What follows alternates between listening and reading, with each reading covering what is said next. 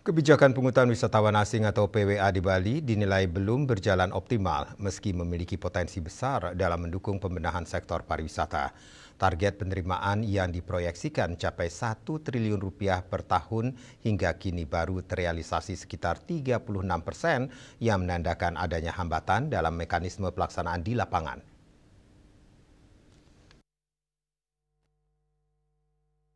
Salah satu kendala utama terdapat pada sistem pembayaran di bandara yang dinilai kurang strategis. Pengamat pariwisata Panudianakun mengatakan lokasi konter PWA yang berada setelah area imigrasi dan bea cukai membuat sebagian wisatawan tidak sempat melakukan pembayaran. Kondisi ini berpotensi mengurangi tingkat kepatuhan dan menurunkan efektivitas penerimaan daerah. Selain itu, sistem pengelolaan dana PWA juga dianggap perlu dibenahi agar lebih efisien dan transparan. Sebagai destinasi wisata internasional, Bali membutuhkan mekanisme PWA yang lebih terintegrasi dengan sistem visa on arrival, sehingga wisatawan dapat melakukan pembayaran dalam satu alur transaksi. Bali targetnya kan 6,5 juta atau 7 juta per tahun. Ini masih 2 bulan kan, November, Desember.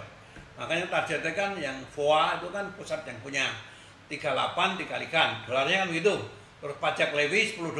Makanya cita-citanya levy itu dapat 1 triliun, tapi sampai sekarang kan baru 36%. Karena nariknya tuh tempatnya nggak bagus sekali. Di bawah, orang udah selesai migrasi, selesai bea cukai, di bawah itu ada counter Lab Bali bayar $10. Harusnya kan jejer dengan penarian VOA itu. Bisa nggak Gubernur Bali lobby di airport itu dengan bosnya Angkasa Pura, dengan imigrasi, supaya levelnya dedes itu. Ada VOA narik sebelah $10.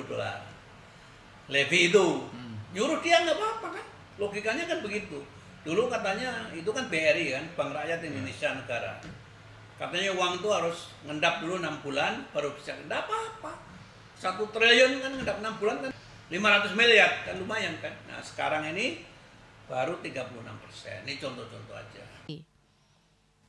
Dengan penataan sistem dan pengelolaan yang lebih transparan, PWA diharapkan mampu menjadi instrumen efektif untuk memperbaiki infrastruktur, memperkuat kebersihan lingkungan, serta menjaga adat dan budaya Bali sebagai penopang pariwisata berkualitas di Pulau Dewata.